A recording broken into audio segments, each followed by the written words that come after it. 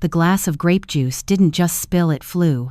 1 second, Sophie was giggling in her frilly pink dress, and the next, the purple liquid arcs through the air like a cruel comet, splattering across the front of my brand-new white dress. I gasped, too stunned to move. The cold juice seeped into the fabric, spreading in dark, violent blossoms that looked less like a spill and more like an accusation. The room froze for a heartbeat. I thought naively that someone would rush to help me, hand me a napkin, or at least scold Sophie for her behavior. But instead, the silence shattered into laughter. Laughter. Vanessa threw her head back, clutching her champagne glass. "Oh, Sophie, you are terrible," she shrieked, but her voice carried no hint of discipline. It was delight, pure and unfiltered. My son Michael tried to hide his grin behind his hand, but his eyes betrayed him, sparkling with amusement. Guests, neighbors, co-workers, people I barely knew pointed and whispered. My humiliation had become their evening's entertainment. And Sophie, my own 8-year-old granddaughter, stood there with the empty glass in her tiny hands, her lips curled into a mischievous grin. "Mommy said you don't belong here," she murmured, sweet as honey but sharp as broken glass. The words struck harder than the juice. They rang in my ears like church bells on a Sunday morning, loud, clear, impossible to ignore. My chest tightened as I looked at Vanessa, waiting for her to deny it, to laugh awkwardly and say, "Oh, kids say the silliest things." But she didn't. She just kept cutting cake, her smug smile spreading wider as though she had orchestrated the entire show. I sat frozen in my chair, feeling the sticky juice against my skin, my hands trembling slightly. The dress I had saved for weeks to buy it, $150 I could barely spare on my meager income. I thought maybe, just maybe, if I arrived in something beautiful, they would see me differently this time, respect me, welcome me. But here I was, dripping purple shame while everyone else toasted with laughter. "Grandma, aren't you going to say anything?" Sophie's voice carried across the room, feigned innocence coating each syllable. I met her gaze. For the first time, I saw it clearly, the coached cruelty, the way children learn to wound when adults hand them the knife. "No, sweetie," I said, my voice calm even as my heart thundered in my chest. "I don't have anything to say." I stood, every eye still on me, and walked toward the kitchen. I wouldn't give them the satisfaction of watching me break, not tonight. Inside, the laughter only grew louder, the music turned up. It was as if my absence improved the party. I grabbed a towel and dabbed at the stain, rubbing pointlessly as tears threatened to well. My mind drifted not just to the juice, but to every other time I had shown up with hope and left with humiliation. Christmas gifts returned half-used. Birthday presents ignored. Meals I spent hours preparing, untouched. For years, I had told myself it was me, that I wasn't fun enough, modern enough, important enough. But standing in that kitchen, clutching a ruined dress, and listening to the cheer of a party that celebrated my exclusion, the truth finally surfaced. They didn't want me, they never had. When the towel slipped from my hands, I left it there on the counter. I picked up my purse and keys from the entry table. No one noticed. No one said goodbye. Not even Michael. The night air outside was brisk, cutting through the sticky dampness of my dress. I breathed in deep, letting the cold sting remind me I was still alive. My hands trembled as I searched for my car keys, but not from sadness. From something else. Something colder, stronger. I slid into the driver's seat, slammed the door, and looked into the rearview mirror. The woman staring back wasn't the fragile widow they thought they could manipulate. Her eyes weren't swollen from crying, they were sharp, unflinching, determined. Pure cold determination, like December ice. This wasn't the first time they had treated me like furniture in the corner of their perfect little lives, but it would be the last. As I drove away from the glowing windows of Michael's house, memories rushed like floodwater. Every Sunday dinner where my food sat untouched, every birthday where my gifts were dismissed, every holiday where I smiled through tears, each one stacked like bricks in a wall I had been too afraid to face. By the time I reached my small apartment, one truth echoed louder than all the laughter I'd left behind. I had been a fool to believe they would ever change. I closed the door, leaned against it, and let the silence wrap around me. For the first time in years, the silence didn't feel like loneliness. It felt like freedom. Still, Freedom without direction is a dangerous thing. And as I peeled off the ruined dress, folded it into a trash bag, and sat at my kitchen table staring at unpaid bills and mortgage notices, one thought pushed through the storm in my head. What if this time I stopped saving them? The apartment smelled faintly of lemon polish and loneliness as Ellie shut the door behind her, pressing her back against it as though the wood could hold the weight of everything she carried. She had driven home in silence, the hum of the engine, the only sound in a night thick with unspoken words, her hands trembling not from fear, but from the cold clarity of awakening. The stain on her dress still shone purple and violent, spreading across the white fabric like a wound that refused to be ignored. She hadn't bothered to change. Part of her wanted to keep it, to stare at it in the mirror, to let it burn into her memory as the symbol of her humiliation and the spark of something she hadn't felt in decades resolve. She placed her purse on the table and sat heavily on the chair, surrounded by unpaid bills and unopened envelopes, silent reminders of a life lived in servitude to others. It was absurd, she thought, that at 64 the sharpest turning point of her life had come not from a choice she had made, but from the careless cruelty of an 8-year-old child holding an empty glass with a grin. Yet deep down, she knew Sophie was only a mirror reflecting the poison of her parents. It was Vanessa who had clapped and laughed, Vanessa who had trained her daughter's tongue to cut with precision, Vanessa who had turned Michael's love into a weapon of obligation. Ellie's mind drifted backward, as if the stain itself had unlocked the vault of memory. She saw Michael at 23, standing in her living room with hollow eyes after Robert's death, asking for $5,000 with the desperation of a man drowning. She had given it without question, dipping into the life insurance money Robert had left her, money meant for repairs to the house they had built together. Michael had promised to repay in 2 months, but the months bled into years, and the requests kept coming. $3,000 for credit cards, $1,000 for rent, $200 here, $500 there. Each time he promised, each time he failed, and each time she convinced herself that a mother's duty was to give until she had nothing left. Then came the mortgage. Vanessa had smiled that razor-edged smile, assuring her it was only paperwork, that everyone did it, that it meant nothing. Ellie had dressed in her black suit, the same one she wore to Robert's funeral, hoping her presence would matter. She had signed, believing she was securing her son's future. Instead, she had shackled herself to debt that wasn't hers, to late-night phone calls from the bank, to job-scrubbing offices until her knees swelled and her hands cracked from cleaning fluid. And for what? To sit at a kitchen table in a house she had paid to save, treated like an intruder, her food ignored, her gifts left unopened, her presence endured like an old piece of furniture no one dared throw away. She rose and stood before the mirror above the mantel. The woman looking back wasn't broken, not anymore. Her hair was gray, her skin lined with years of sacrifice, but her eyes glimmered with something sharp, cold, and undeniable. "No more," she whispered, and the words startled her. They sounded like a sentence handed down from a judge. For a moment, the silence in the room seemed to lean forward, listening. The next morning, Ellie pulled down the metal lockbox from the closet shelf, the one she hadn't touched in years. She carried it to the table and spread its contents across the surface. Receipts for loans, handwritten IOUs from Michael that had long since lost meaning, bank statements proving the thousands she had paid toward their mortgage, credit card slips from groceries she had bought for them when they couldn't afford food.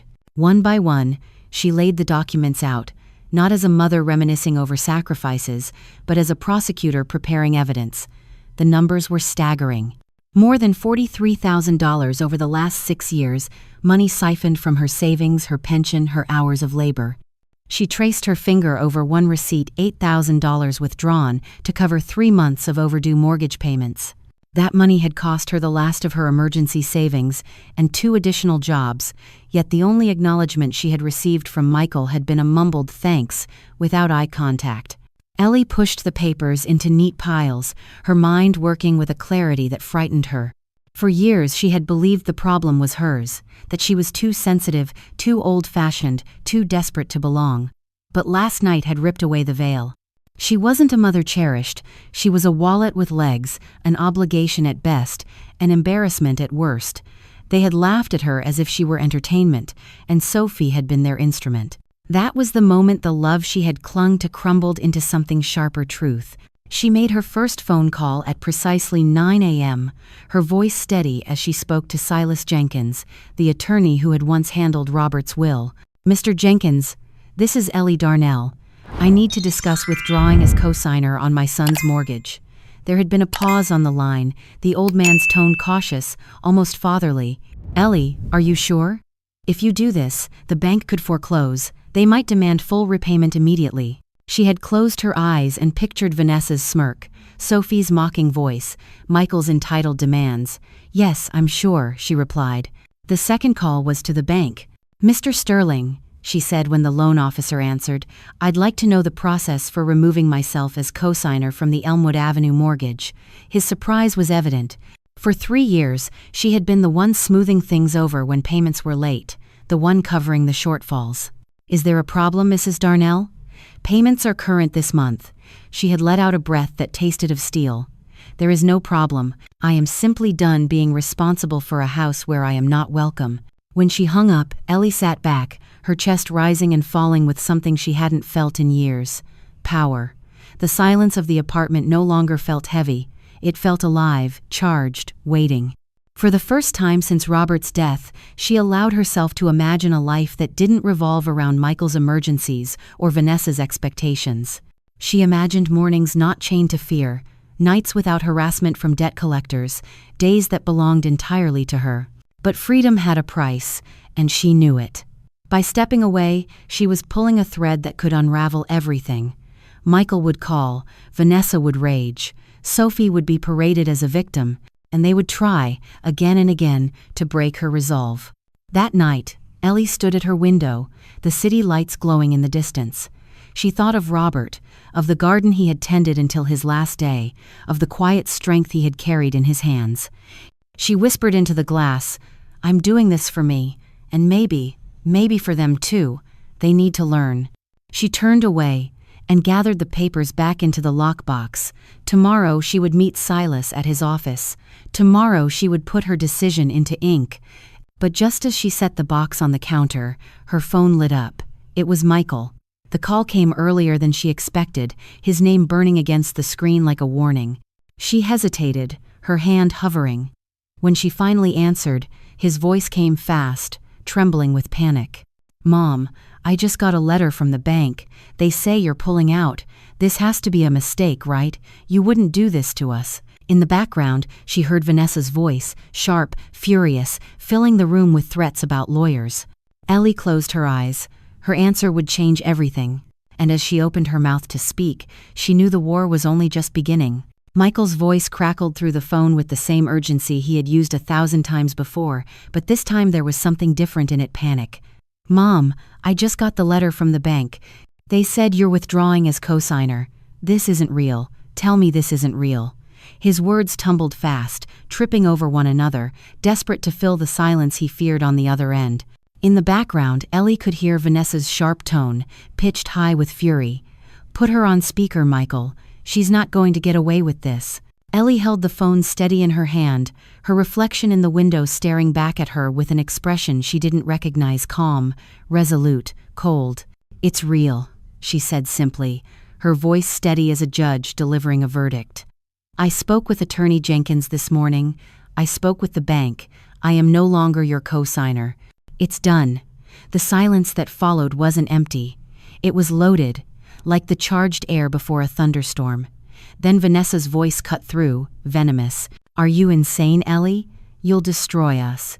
Do you even care what this does to Sophie?" At the mention of her granddaughter, Ellie's jaw tightened. She thought of the small hand clutching the empty glass, the smirk that had played across Sophie's lips.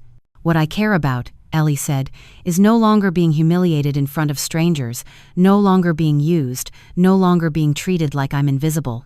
I will not be your safety net anymore." She ended the call before either of them could respond. Her hand shook only slightly as she placed the phone on the table. She expected relief, but instead a hollow ache swelled in her chest. Breaking free was not clean, it was jagged. Years of habits don't die quietly. She braced herself, knowing this was only the first blow. The second came the very next morning. Ellie had just set her coffee cup on the table when the doorbell rang. When she opened the door, Michael stood there, his face pale, eyes bloodshot. He looked as though he hadn't slept. Behind him was Sophie in her school uniform, her hair hastily brushed, her backpack slung over one shoulder. The sight twisted Ellie's stomach. "Can we talk?" Michael asked, his voice low, as though he were trying to sound reasonable. "Please, Mom, let's talk like adults." Ellie stepped aside reluctantly, allowing them in. Sophie immediately sat on the couch, swinging her legs, but her eyes darted to her father, waiting for cues. Michael paced the small living room, his hands stuffed in his pockets. "You blindsided us. You could have talked to me before going to the bank. We could have worked something out." "We've been working something out for 6 years," Ellie replied, "and in those 6 years, I've emptied my savings, sacrificed my health, and bought you time you never used wisely. Enough." Michael flinched, his jaw tightening, but he pressed on. "It's not just about us, Mom. It's about Sophie. This is her home, her stability. If you pull out now, the bank could take it all away. Do you want your granddaughter to grow up without a roof over her head?" Ellie glanced at Sophie, whose small face was turned toward her with wide eyes, rehearsed innocence painted across her features. It was Vanessa's move, she realized, using the child as a pawn, pressing guilt into Ellie's ribs like a blade. "Don't do that," Ellie said quietly. "Don't put words in Sophie's mouth. She's a child. She shouldn't carry your burdens." Michael's face hardened. "You're making a mistake. If this house goes under, if Sophie suffers, that's on you." He stood abruptly, motioning to his daughter. "Let's go." Sophie followed, casting one last glance over her shoulder, her eyes glistening with a manufactured tear that almost broke Ellie's resolve. Almost. That evening, Ellie returned from the grocery store to find her car vandalized. The word "selfish" had been scratched across the driver's side door, the letters deep and jagged. All 4 tires had been slashed. She stood, staring at it in the fading light, the bag of apples slipping from her hand, rolling across the pavement. A neighbor came out, shaking his head. "Kids these days," he muttered, but Ellie knew better. This wasn't the work of children. This was rage, adult rage dressed as petty vandalism. She called the police, who arrived with tired expressions and notebooks. "Do you have any idea who might have done this?" one officer asked. Ellie hesitated, then said, "I have suspicions, but no proof." The officer nodded knowingly. "Family disputes can get ugly. If I were you, I'd think about installing cameras. Cases like these usually get worse before they get better." The officer's words echoed in her mind all night as she sat at her kitchen table with the lockbox of documents. Each receipt, each transfer, each promise broken was a piece of ammunition, but she wondered if it would be enough. They had already escalated to threats, to vandalism. What would they do next? 3 nights later, the answer came. She was leaving her late-night cleaning job when she saw him. Michael was leaning against her car in the dimly lit parking lot, his hands shoved in his jacket, his expression hard. "Mom," he began, his tone low, dangerous. "This has to stop. We're family. Families don't destroy each other over mistakes." Ellie walked steadily toward him, her heart pounding but her face composed. "Families don't humiliate their mothers in front of strangers. Families don't bleed their mothers dry for money and call it love." Michael's eyes flashed. "So that's it? You want to punish me? You want to see Sophie out on the street?" Ellie stopped a few feet away. "No. What I want is for you to finally stand on your own 2 feet. To take responsibility. To stop expecting me to pay the price for your choices." For a moment, Michael's mask slipped, and Ellie saw something raw fear, but then it hardened again into anger.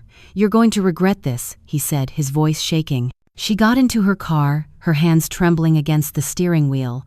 In the rearview mirror, she saw him still standing there, his fists clenched, watching her drive away. The following week brought new assaults. Rotten eggs smashed against her door. Balloons filled with paint burst against her windows. Each time she cleaned, each time she sighed, but she did not yield. The restraining order paperwork sat on her counter, ready, waiting. But the true shift came not from Michael or Vanessa, but from an unexpected source. One afternoon her phone rang. The caller ID showed a name she hadn't seen in years, Brenda Miller. Brenda had been the secretary at the construction firm where Michael once worked before his sudden firing. Ellie answered, wary. "Mrs. Darnell," Brenda said softly, "I need to talk to you. In private, it's about your son. They met that evening at a small cafe downtown. Brenda arrived with a manila folder clutched to her chest, her hands trembling. "I shouldn't be doing this," she whispered, "but you deserve to know." She slid the folder across the table. Inside were photocopies of invoices, altered figures, falsified signatures. Michael was submitting fake invoices to get reimbursements for materials never purchased. We estimate he skimmed at least $8,000 before he was caught. That's why he lost his job. The company didn't press charges. They didn't want the scandal, but the evidence is all here. Ellie's breath caught as she scanned the documents. Lumber purchases inflated from $300 to $1,300. Cement doubled, tripled. His handwriting, unmistakable, scrawled across the bottom of each page. Brenda leaned closer. "And that's not all. He bragged about tricking you into co-signing the mortgage.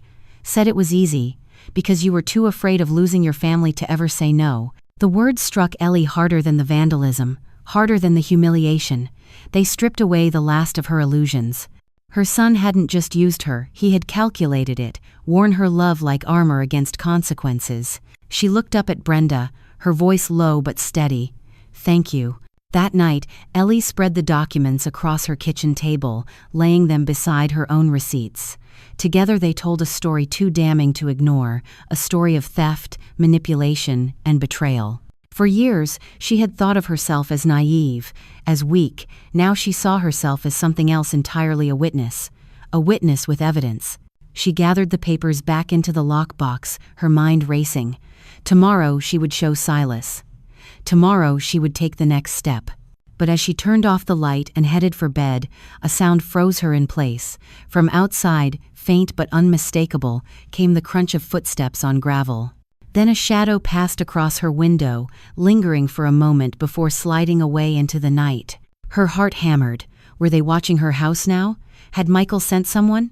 She stood in the dark, listening, the silence pressing against her ears. For the first time, she realized this wasn't just about money or humiliation anymore. This was about safety, about survival. And in that moment, she knew, the battle had only just begun. Ellie barely slept that night.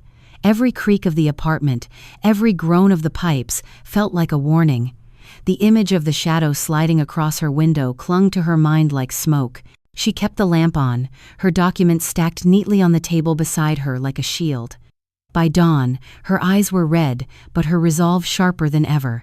At 9 a.m., she walked into Silas Jenkins' office with the manila folder Brenda had given her. Silas adjusted his glasses as she laid out the papers across his desk, each falsified invoice, each testimony Brenda had transcribed. His brows knitted tighter with each page. "This is worse than I expected," he murmured, tapping the margin of one document with a bony finger. "Fraud, falsification, theft. If the company had pressed charges, your son could have gone to prison." He looked up at her, his voice grave. "Ellie, you need to understand this isn't just negligence. This is calculated deception." Ellie's throat tightened, but she nodded. "I know, I lived it." Silas leaned back in his chair, steepling his fingers. "We'll prepare a sworn statement. If Michael or Vanessa tries to challenge your withdrawal, we'll use this as evidence. We'll also alert the bank to his history. It could shield you if they attempt to drag you into further obligations." She exhaled slowly, relief mixing with dread. "And if they retaliate?" Silas's eyes darkened. "They already have. The vandalism, the intimidation, that's retaliation. If it escalates further, we'll involve the police. But for now, we proceed quietly and legally. Paperwork is your strongest weapon." Ellie left his office with a folder heavier than when she arrived, her steps echoing in the marble hallway. She thought of Michael as a boy, chasing a ball through their small backyard, his laughter pure. Where had that child gone? How had he grown into a man who forged signatures and mocked his mother's sacrifices? Her phone buzzed in her purse, a text from an unknown number. "You'll regret this. Walk away before it's too late." Her fingers went cold, but she didn't reply. The next week unfolded like a siege. Letters from the bank, calls from Michael, messages laced with both pleas and threats. Vanessa sent an email dripping with venom. "You're destroying your granddaughter's future. Do you want her to grow up remembering that her grandmother ruined her home?" Ellie deleted it without reply. For years she had answered every call, every guilt-laden request. Now silence was her rebellion. But Vanessa wasn't finished. One afternoon, a knock rattled Ellie's door. When she opened it, a man in a suit stood there, papers in hand. "Mrs. Darnell?" he asked formally. "You've been served." She took the envelope with steady hands, even as her stomach churned. Inside was a lawsuit filed by Michael and Vanessa, accusing her of malicious abandonment and intentional destruction of family assets. The language was sharp, accusing her of vindictiveness, painting her as an unstable woman bent on revenge. She laughed bitterly under her breath. They had twisted reality so completely that she was now the villain in their story. That evening she sat across from Silas once more, the lawsuit spread open between them. His eyes scanned the pages with calm disdain. "They think this will scare you. It's a common tactic: file something outrageous, hope you fold under pressure. But they've made a mistake. By filing, they've opened the door for us to counterclaim with evidence." He tapped Brenda's folder. "We'll use everything." Ellie swallowed hard. "Will it be enough?" Silas's gaze steadied her. "Ellie, the truth is enough, and you have it." The trial preparations consumed her days. Silas called witnesses Brenda, Darren Scott, Patrice Washington, even Leonard Bell, the accountant who had once refused Michael's request to falsify income records. Each agreed to testify. Each carried their own scars from Michael's schemes. Ellie felt both vindicated and hollow. Vindicated that the truth was finally surfacing. Hollow that it was her own son at the center of it.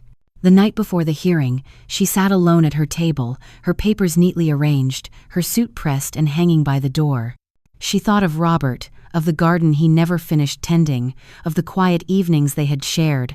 "I wish you were here," she whispered into the silence. But perhaps, she thought he was. Perhaps he had guided her to this moment. The courthouse loomed gray against the morning sky. Ellie walked in with her head high, Silas at her side. Across the aisle sat Michael and Vanessa, their lawyer whispering rapidly. Vanessa wore a conservative navy dress, her expression sculpted into victimhood. Michael's eyes flickered when they met Ellie's, a flash of panic quickly masked by defiance. Judge Evelyn Thorne presided, her voice brisk, her patience thin for melodrama. "Mr. Trevino," she addressed their lawyer, "state your claim." He rose, his voice dripping with performance. "Your Honor, this case is about a mother who has chosen vindictiveness over love, who is destroying her son's family out of spite for perceived slights. We argue that her withdrawal as co-signer is malicious, intended not for financial clarity but for emotional punishment." The judge's eyes narrowed. "Do you have legal precedent for claiming a person cannot exercise their right to withdraw from a contract if they believe it's in their interest?" The lawyer hesitated, stammering, "Well, not precedent exactly, but—" "Then you're wasting my time," Judge Thorne cut sharply. "Proceed." Silas rose smoothly when it was his turn. "Your Honor, what we have here is not malice. What we have is 6 years of financial and emotional abuse." Mrs. Darnell co-signed in good faith, believing she was helping her son. Instead, she became the sole safety net, covering over $43,000 in missed payments, loans, and expenses. "We have receipts, transfers, documented evidence." He laid the papers on the bench with precision, each one a nail in Michael's coffin. Then he produced Brenda's folder. "And more troubling, we have evidence of Mr. Darnell's fraudulent activities while employed at a construction firm: falsified invoices, stolen funds, manipulation of his own mother to secure financial guarantees." The courtroom shifted, whispers buzzing like bees. Michael's face drained of color.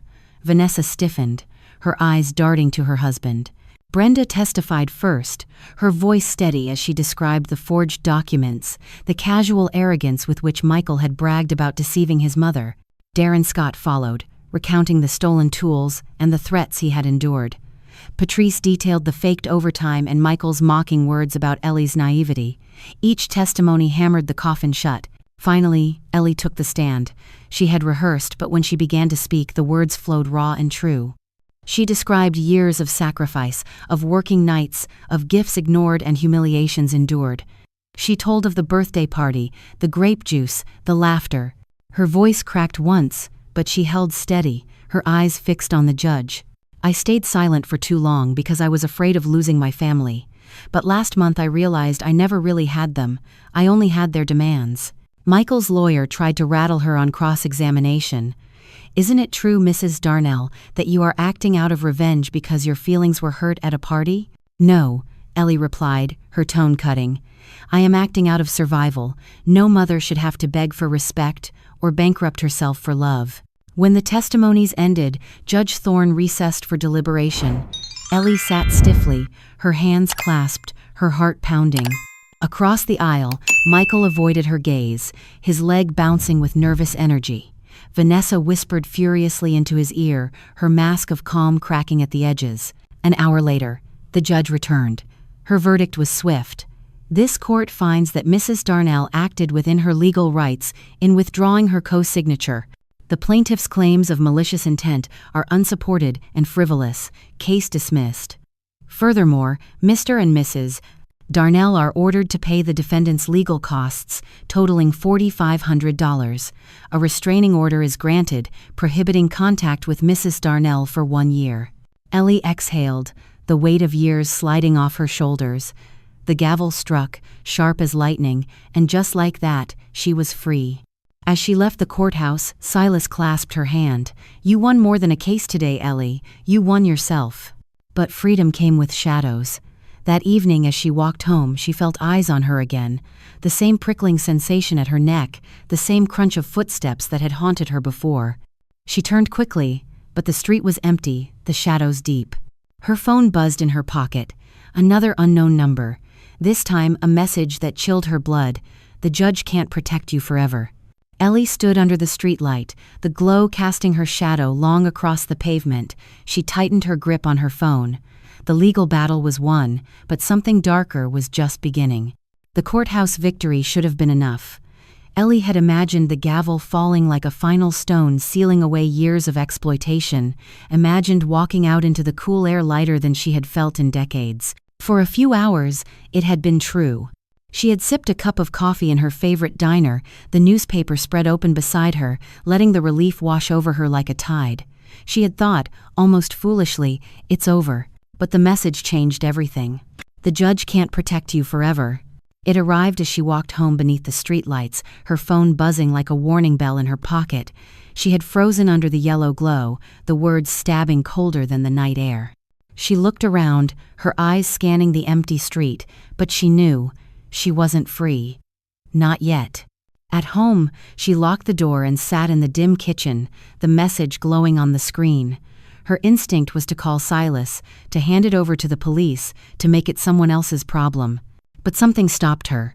A voice inside whispered, "You need to know who you're dealing with. You need to see the face behind the shadow." For days after the verdict, Ellie lived with the tension of a hunted animal. She went through her routines, but every corner carried the possibility of someone waiting. At the grocery store, she felt eyes lingering too long. At night, the creak of the hallway made her pulse race. Once, she stepped outside and found a cigarette butt still smoldering by her door. She didn't smoke, she never had, someone had been there. On the third night, the knock came, 3 slow, deliberate thuds on her door at 10 p.m. Ellie froze where she sat, her heart thundering. She waited, breath shallow. Another knock, harder this time. She forced herself to the peephole. 2 men stood outside, broad shoulders, dark jackets, their posture too casual to be anything but calculated. One of them lifted his chin toward the door. "Mrs. Darnell, we just want to talk." Ellie's breath caught. These were not strangers. She remembered Michael's words in the parking lot weeks earlier. "These are my friends, Alfred and Manny. They understand business and family." Her stomach twisted. He had sent them. She stayed silent, her fingers clutching the phone, ready to dial 911. One of the men leaned closer to the door. "You don't want this to get worse. You've already caused enough trouble. Let's be reasonable." Her hand shook, but she didn't open. After a long moment, the footsteps retreated. She waited another 10 minutes before daring to breathe fully. When she looked out the window, the street was empty again, but she knew they'd be back. The next morning, she went to Silas. His lined face tightened as she described the visit. "They're trying to intimidate you into reversing your decision, typical bullying tactic. But this time, we document everything. File a police report, install cameras, do not let them corner you alone." Ellie nodded, but unease gnawed at her. Silas was right, but there was more at stake than just intimidation. Michael had crossed a line when he involved men like that. This wasn't about money anymore. This was about control. Later that week, as Ellie left her evening cleaning shift, she felt it again, the presence. She walked quickly to her car, the echo of her steps bouncing off the empty lot. A shadow detached itself from the wall. Alfred. His bulk loomed in the glow of the streetlight. "Mrs. Darnell," he said softly, almost polite, "you're making this harder than it needs to be." Ellie stopped, her keys clutched between her fingers like a weapon. "Stay away from me." Alfred spread his hands, mockingly gentle. "We're just here to help your son. You don't want Sophie to lose her home, do you? She's just a kid." The words burned. Again, they were using Sophie as a shield. Ellie's jaw tightened. If Michael wanted to protect his daughter, he should have thought of that before stealing, before lying, before humiliating his mother in front of her. Alfred's smile thinned. "Strong words, but strong words don't keep you safe. Think carefully." Ellie's heart pounded, but she refused to step back. "Tell Michael this, I'm not afraid anymore. And if he sends you again, the police will be waiting." She slid into her car, locking the doors, her hands shaking. Alfred stayed standing there, watching, his grin chilling in its patience. He didn't need to chase her. His message had already been delivered. Back home, Ellie finally did what she had resisted. She called the police and filed a report. An officer came the next day, installing a temporary surveillance patrol. He advised her again. Cameras, lights, documentation. She followed every suggestion, her apartment slowly transforming into a fortress. Yet even as she armed herself with locks and lenses, she knew none of it would erase the danger. Michael was desperate, Vanessa enraged, and desperation made people reckless. The harassment shifted tactics. Anonymous calls filled her voicemail, each one a mixture of silence, breathing, or distorted threats. Once, she found an envelope under her door containing a single photo of Sophie at school, on the playground, laughing with friends. The implication was clear: "We know where she is. We know where you are." Ellie sat with the photo in her trembling hands, rage surging through her. They were using her granddaughter as a weapon, dangling her safety like bait. She thought of confronting Michael directly, but she knew that was what he wanted to drag her back into his chaos, to make her bend. Instead, she went back to Silas with the photo. His jaw tightened. "This is escalation. They're not just trying to scare you, they're trying to break you. We'll take this to the judge. We'll file for extended protection orders, and if we have to, we'll go to the press. Fraud is one thing, but threatening a child? That won't play well in any court." Ellie left his office with the photo still burning in her purse. For the first time, she felt not just like a victim but like a player in a dangerous game. And she realized something else. If she let them see fear, they would win. But if she stood taller, louder, if she shone a light on their shadows, perhaps they would crumble. That night, as she locked her door, she whispered to herself, "You wanted me invisible, now you'll see me." Days turned into a week, the pressure mounting. Then, one evening, as she closed her blinds, Ellie saw him, Michael, standing across the street in the fading light. He wasn't shouting, wasn't threatening, he was just there, watching. Their eyes met across the distance.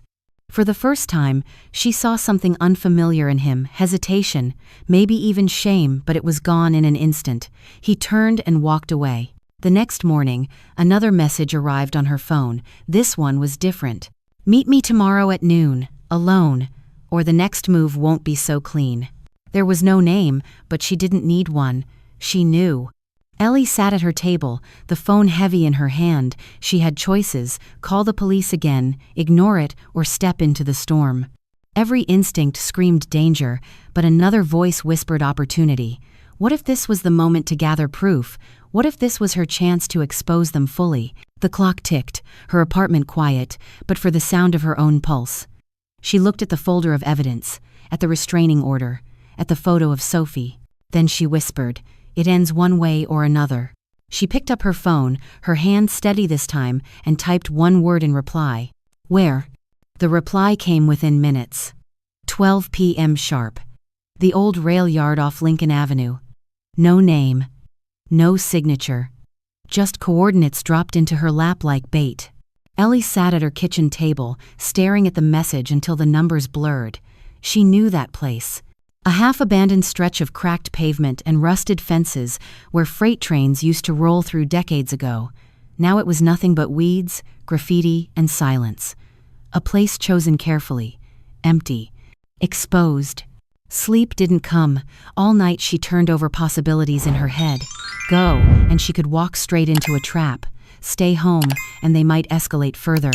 Alfred and Manny weren't just errand boys, they were muscle, shadows for hire. She couldn't expect them to play by any law. But maybe, she thought, this was the moment. She had spent too long reacting, too long letting them decide the battlefield. Now she had a chance to walk straight into their world, but on her terms. At dawn, she pulled the small lockbox from her closet. Inside was more than just documents. Now it was her arsenal. Bank records, receipts, Brenda's folder of fraudulent invoices. She slid several pages into a manila envelope, her fingers lingering on the edges as if the paper itself was armor.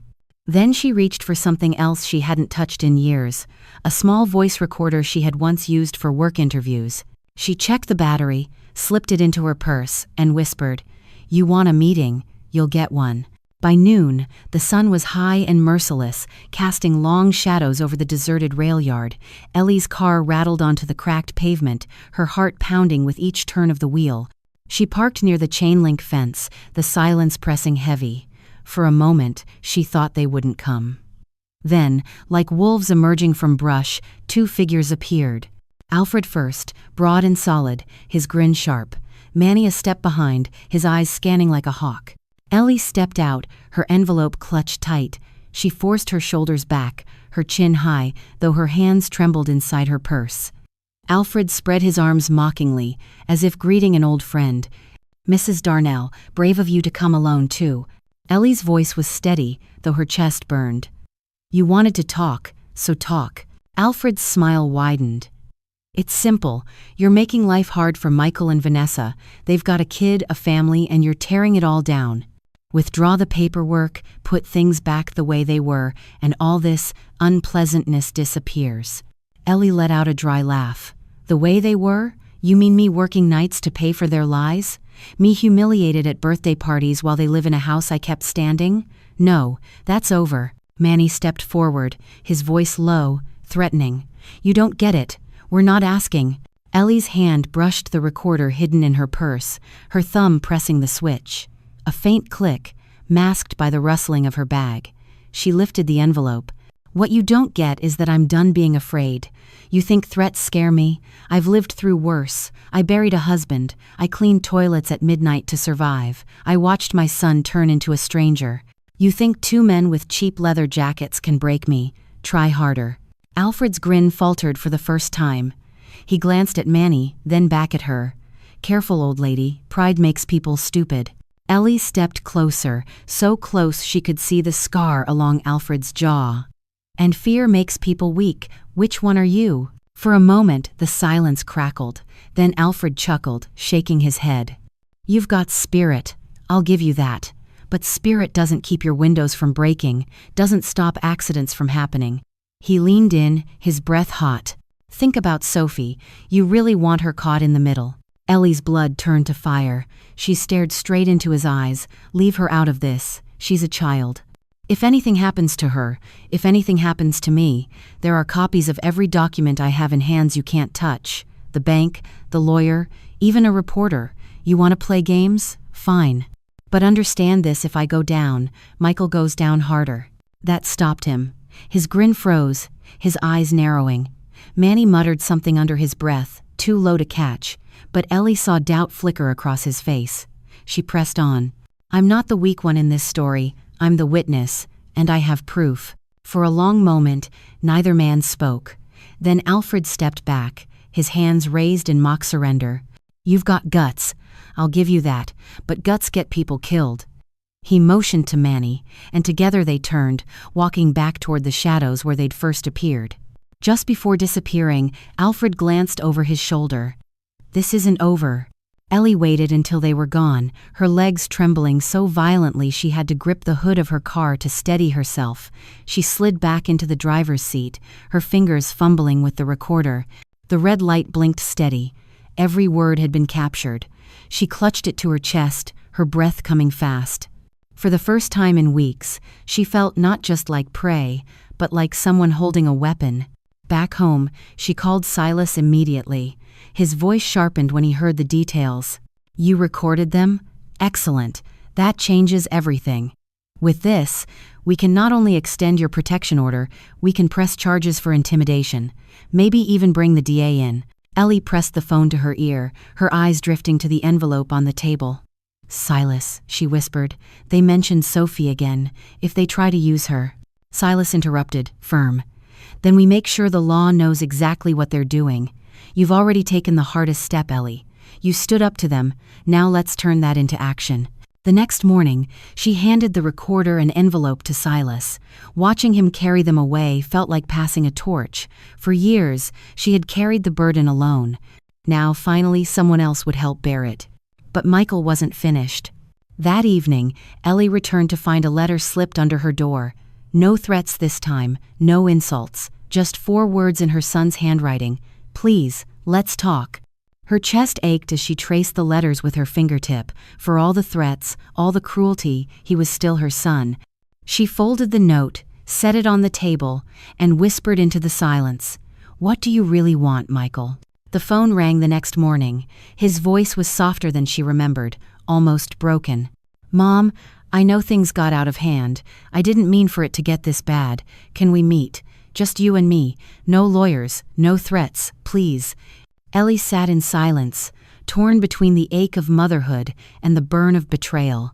She remembered Alfred's grin, Manny's threats, the messages, the vandalism. But she also remembered Michael at 5 years old, holding her hand on his first day of school, his tiny voice saying, "Don't let go, Mommy." Her throat tightened. "Where?" she asked softly. There was a pause, then his answer. "The old house, Sunday, noon." Ellie hung up, her heart a storm. She didn't know if it was a trap or a plea, but she knew one thing. Whatever waited for her there, it would decide everything. The air on Sunday carried the scent of rain. Dark clouds rolled low over the town as Ellie drove toward the house she had once called home. The steering wheel felt heavy in her hands, each turn of the road a step deeper into memory. That house wasn't just wood and brick, it was the place where Robert had read the newspaper at the kitchen table, where Michael had taken his first steps, where birthdays were once celebrated with laughter that felt genuine. Now, it was a hollow carcass of all those things, owned by Michael and Vanessa, but built on her sacrifices. She parked across the street, her eyes fixed on the porch. The paint was peeling, the railing slightly bent, weeds pushing through cracks in the driveway. Neglect showed in every corner, a reflection of the chaos within. She sat for a long moment before forcing herself out of the car, the letter from Michael folded in her pocket like a stone. He was waiting at the door. No Vanessa, no Sophie, just Michael, his shoulders slumped, his face lined with exhaustion. For the first time in years, Ellie thought he looked more like the boy she had raised than the man who had betrayed her. "Mom," he said softly, almost a whisper. "Thanks for coming." Ellie stood still, searching his eyes for the mask she had come to know. There was weariness there, maybe even regret, but regret could be a performance too. "Why here?" she asked. "Because it's where it all started," he replied. "I thought maybe we could start over." Her chest ached, but she kept her guard. He stepped aside, motioning for her to enter. She hesitated, then walked in. The smell hit her immediately, a mix of stale beer, unwashed laundry, and something burnt.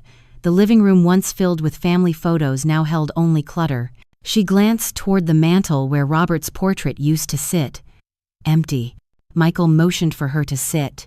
"I know I've done things that hurt you. I know Vanessa has too, but I didn't mean for it to get this far. The threats, the men showing up at your place, that wasn't me. That was her idea." Ellie's breath caught. "Vanessa sent them?" He nodded, eyes darting to the floor. "She said it was the only way to make you stop. I told her it was wrong, but she doesn't listen to me anymore. She says I'm weak." His voice cracked. "And maybe I am, but I never wanted you hurt." Ellie's hands clenched in her lap. She wanted to believe him, wanted to cling to the boy who once ran through the yard with scraped knees. But doubt curled in her gut. Michael had lied before, tears streaming down his face even as he emptied her savings. She steadied her voice. "And Sophie? Did you put her up to humiliating me at her party?" Michael winced. "I swear, Mom, that was Vanessa. She whispers things to Sophie, makes her think it's funny. I didn't stop it. That's on me. I should've. I was too afraid of causing a fight." Ellie's throat tightened. "You let your daughter humiliate her grandmother because you were afraid of your wife?" He buried his face in his hands. "I've messed everything up. I don't even know who I am anymore." The silence between them stretched, filled with ghosts of better times. Finally, Ellie spoke, her voice quieter now. "Michael, I wanted to give you everything, but I didn't raise you to become this. You made choices, and you let her make you cruel." His head snapped up, desperation burning in his eyes. "Then help me fix it, please. If you pull the lawsuit, if you stop pushing with the lawyer, I can make things right. I'll leave Vanessa, I'll get a new job, I'll pay you back." Ellie's breath stilled. There it was, the plea, wrapped in promises, sweetened with remorse, but tethered to the same request as always, her surrender. She shook her head slowly. "No, Michael, not this time. You had years to change, years to do the right thing. I can't save you from yourself." His face hardened, the desperation curdling into anger. "So that's it? You're just going to abandon me? Abandon Sophie?" Ellie stood, her spine straight. "I'm not abandoning anyone, I'm saving myself, and maybe by doing that, I'm forcing you to finally face your own reflection." The words struck him like a blow. He rose too, fists clenched, his breath ragged. For a moment, Ellie wondered if he would strike her, but then his fists opened, his arms falling limp at his sides. He stepped back, his voice low, dangerous. "If you walk out that door, Mom, you'll never see Sophie again." The threat cut deep, but Ellie's voice was steady. "If Vanessa is teaching Sophie to hate, then maybe staying away from me will save her from becoming you." She turned and walked toward the door. Her heart raced, her knees weak, but her stride steady. Michael didn't follow. He only stood there, his breathing heavy, his figure framed in the dim light of the ruined house. Outside, the storm had broken. Rain fell in sheets, soaking Ellie as she crossed the street to her car. She slid into the driver's seat, her hands gripping the wheel, her breath trembling. She had faced him, refused him, and survived. But as she pulled onto the road, a shape caught her eye. A car, dark and silent, parked a block away. Its headlights flickered once, then off. Her stomach dropped. Vanessa. The realization struck sharp. Michael hadn't planned this meeting alone. He had been the bait, the soft voice, the broken son. Vanessa was still moving pieces in the dark. When Ellie reached home, another envelope was waiting under her door. She tore it open with shaking hands. Inside was a single sheet of paper, typed, with no signature. "You should have listened. Next time, we won't just knock." Her breath hitched, the paper fluttering from her hands. For all Michael's brokenness, for all his tears, Vanessa's shadow stretched longer, colder. Ellie locked the door, pressing her back against it, her heart pounding. She whispered into the silence, "What are you planning, Vanessa?" And deep down, she feared she already knew. The storm didn't let up for days. Rain hammered against the windows, a relentless drumming that mirrored the pounding in Ellie's chest. Every knock on the door, every buzz of her phone made her jump. The anonymous note lay on the table like a loaded gun, the words etched into her mind. "Next time, we won't just knock." She slept with the lamp on, her purse at her side, the recorder and documents tucked safely away. For years, she had thought her life small, quiet, unimportant. Now every corner of it felt like a battlefield. On Thursday afternoon, Silas called with urgency. "Ellie, we need to talk." The district attorney's office reviewed the recordings and the invoices. "They're interested, very interested. If they move forward, this could turn into a criminal case against Michael and possibly Vanessa." Her heart thudded. Criminal? Yes. Fraud, intimidation, harassment. You'd be a key witness, but you need to be prepared. If they're desperate now, they'll be even more dangerous once the law closes in. Ellie swallowed hard. She had wanted freedom, not war. But maybe this was the only way to truly cut the chains. "Do it," she said. That night, the shadows returned. As she walked from her car to her apartment, she felt that prickle of eyes on her back. She turned quickly. Across the street, a woman stood beneath a black umbrella, her silhouette unmistakable. Vanessa. Their eyes locked across the rain-slicked road.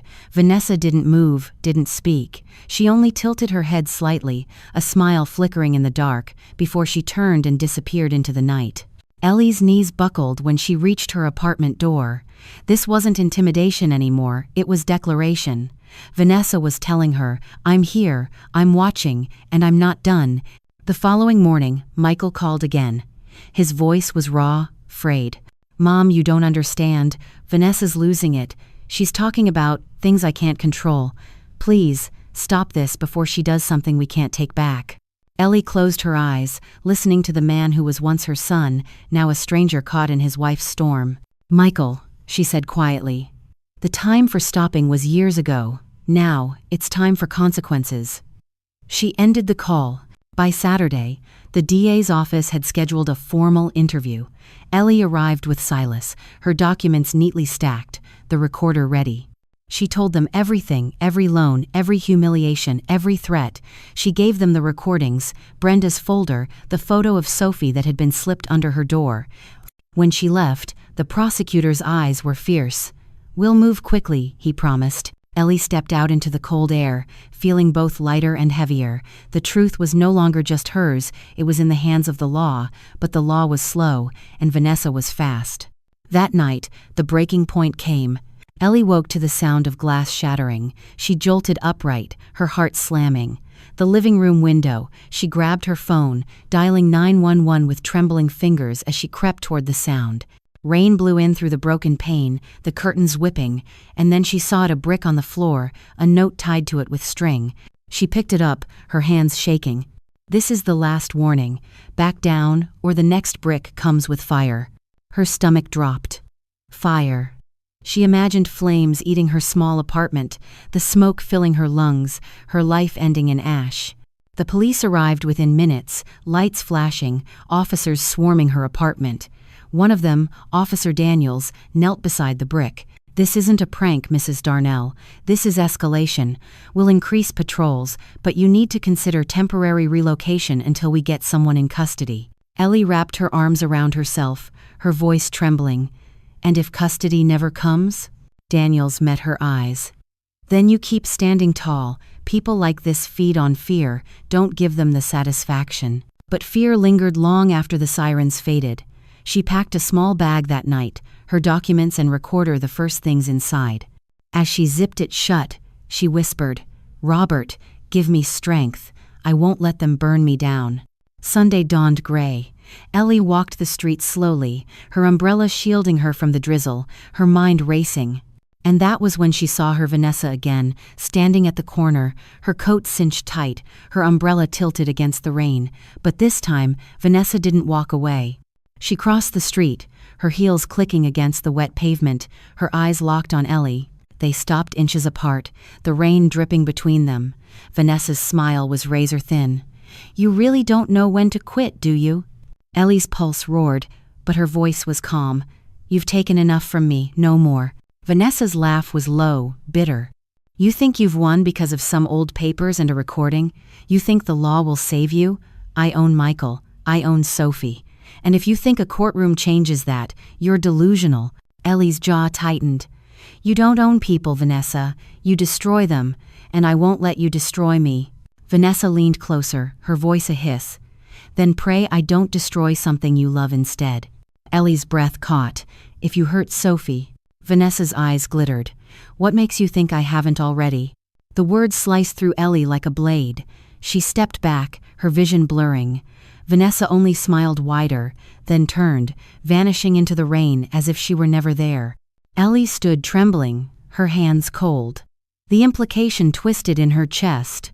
Was Sophie safe? Or was Vanessa's poison already inside her veins?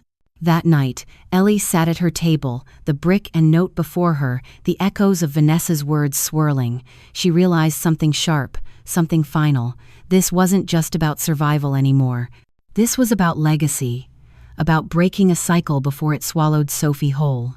The next morning, she called the DA's office. "I'm ready to testify in open court," she said. "No deals, no hiding." If they want to silence me, they'll have to do it with the whole town watching. The trial came faster than anyone expected. The evidence Silas presented was damning. Fraud, forgery, intimidation, harassment. The jury sat stiff as each piece stacked higher. Brenda, Darren, Patrice, Leonard all testified. Alfred and Manny, caught in a police sting thanks to Ellie's recording, agreed to plea deals, implicating Vanessa as the orchestrator. And then Ellie took the stand. She looked out at the courtroom, at Michael slumped beside Vanessa, his face pale, her glare sharp enough to cut glass. Ellie spoke not just of money and betrayal, but of dignity, of what it meant to be erased by those you loved most. Her voice trembled once, then grew steady, stronger than she had ever felt. "I was invisible to them," she said, her eyes fixed on the jury. "But I refuse to live invisible anymore. Not for my son, not for his wife, and not for anyone who thinks love means control." When she stepped down, silence filled the room like reverence.